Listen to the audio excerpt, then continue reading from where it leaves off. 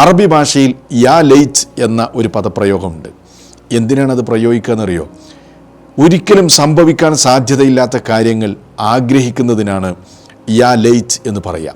ഒരു ഉദാഹരണം പറയുകയാണെങ്കിൽ, എനിക്ക് പക്ഷികളെപ്പോലെ പറക്കാൻ കഴിഞ്ഞിരുന്നെങ്കിൽ എന്നൊരാളിങ്ങനെ ആഗ്രഹിക്കുക. അത് അസംഭവ്യമായൊരു കാര്യമാണ്.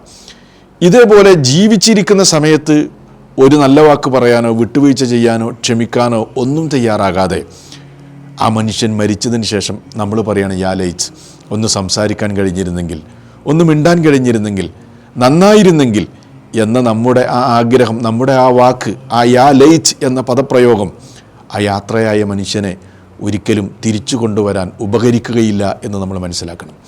അതിൻ്റെ പേരിൽ നമ്മുടെ ജീവിതത്തിൽ വലിയ ഖേദങ്ങളുണ്ടാകും, വലിയ ദുഃഖങ്ങൾ അത് നമുക്ക് സമ്മാനിക്കും.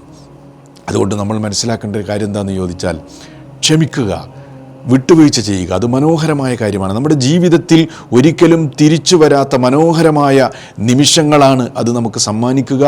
നമുക്ക് മാനസികമായ ഒരു റാഹത്തുണ്ടാകുമെന്ന് മാത്രമല്ല, ശാരീരികമായ പല രോഗങ്ങളിൽ നിന്നും നമുക്ക് ഇത്തരം വിട്ടുവീഴ്ചയും ക്ഷമയും അതേപോലെ മനസ്സിലുള്ള വെറുപ്പും പകയൊക്കെ ഒഴിവാക്കിയാൽ നമുക്ക് മോചനം നേടാൻ കഴിയും. അതുകൊണ്ട് നമ്മൾ മനസ്സിലാക്കേണ്ട ഒരു കാര്യം എന്താണെന്ന് ചോദിച്ചാൽ, ജീവിച്ചിരിക്കുന്ന സമയത്ത് ഒരു നല്ല വാക്ക് പറയുക എന്നതാണ് ഒരാൾ മരിച്ചു കഴിഞ്ഞതിന് ശേഷം അയാളുടെ നെറ്റിയിൽ പോയി ഒന്ന് ചുംബിക്കുന്നതിനേക്കാൾ എത്രയോ ഉത്തമമെന്ന് നമ്മളെല്ലാവരും മനസ്സിലാക്കണം.